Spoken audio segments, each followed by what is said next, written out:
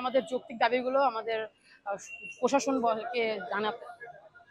আমাদের ৩টি দাবি। সেটা হচ্ছে আমরা প্রথমত চাচ্ছি যে আজকে আমাদের পরীক্ষা ২৬ তারিখ দেওয়া হয়েছে, কিন্তু আমরা পরীক্ষা পিছাতে যাচ্ছি কারণ আমাদের পর্যাপ্ত সময় আমরা পাইনি। সে কারণে আমরা পরীক্ষা পিছানোর জন্য দাবি নিয়ে এসেছি।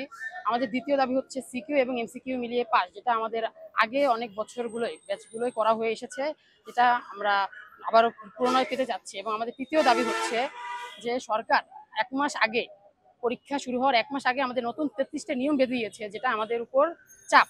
যেটা আমরা চাচ্ছি যে সেই নিয়মগুলো যেন আর না।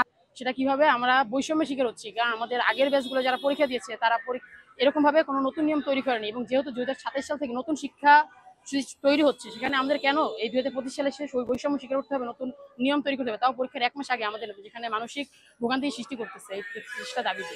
আমরা সেগুলো বাতিলের জন্য এখানে আজকে কর্মসূচি দিয়েছি।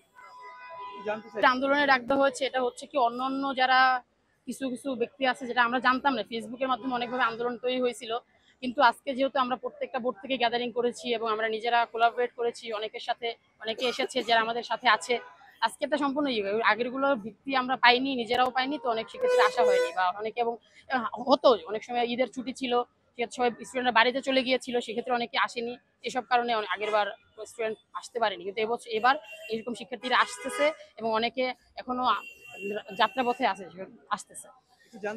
এই আন্দোলনের যৌক্তিকতা আমাদের কাছে শতভাগ। আমরা শতভাগ দাবি এবং আমাদের যুক্তিগুলো আমাদের স্মারকলিপিতে তৈরি করেছি, যেগুলো আমরা জমা দেবো সচিবালয় বলেন, শিক্ষা মন্ত্রণালয় বলেন, সব জায়গায়, সেখানে আমাদের প্রত্যেকটা পয়েন্ট হিসেবে উল্লেখ করা আছে। বা শিক্ষার্থী আমাদের অনেকজন আছে, আপনারা এখানে দেখতে পাচ্ছেন কিনা আমি জানি না, আমাদের সচিবালয়ের সামনে বলেন, শিক্ষা বোর্ডের সামনে বলেন, মন্ত্রণালয় বলেন, সব জায়গায় আমাদের স্টুডেন্টরা আছে, আপনারা খেয়াল করে দেখতে পাবেন।